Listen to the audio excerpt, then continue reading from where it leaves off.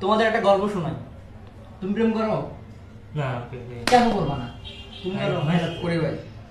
সাবাস, তুমি তো আগে মারা খাওয়া তুমি। এখন কথা হচ্ছে যে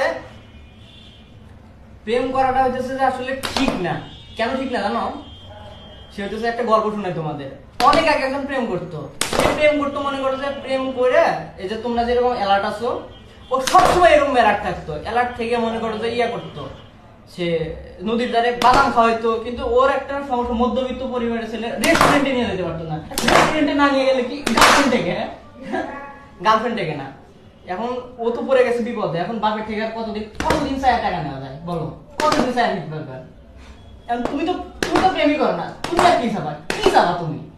এখন তুমি যদি প্রেম করো, হ্যাঁ, তো যে ইনকাম তো আর করো না, তাই না? ইনকাম তো করো না, এখন বাপের থেকে হইতেছে নেওয়া লাগে। এখন বাপের থেকে নিয়ে তো আর এত হাজার হাজার টাকা রেস্টুরেন্টে খরচ করা যায় না। তো এই যে অ্যালার্ট থাকতেছো, এখন কাহিনী হইতেছে যদি তুমি মানে গার্লফ্রেন্ড ছেড়ে যদি তুমি চাকরি করবে যাও, তাহলে গার্লফ্রেন্ড একা একা থাকবো, কার সাথে না কার সাথে টেম্পো চালাবে তুমি জানবা না? জানবো না, ধরাই যাবে না। কাছে থাকলে তাও দেখা যায়, ও তো কাছে নাই, এখন দেখতে তো পারবে না। এখন কি করা লাগবে তাতে? যে খোঁজ খবর নেওয়া লাগবে। এখন যদি ও ছেড়ে চলে যায়, তাহলে আবার আবার আবার সেই ভেজাল শেষ নাই।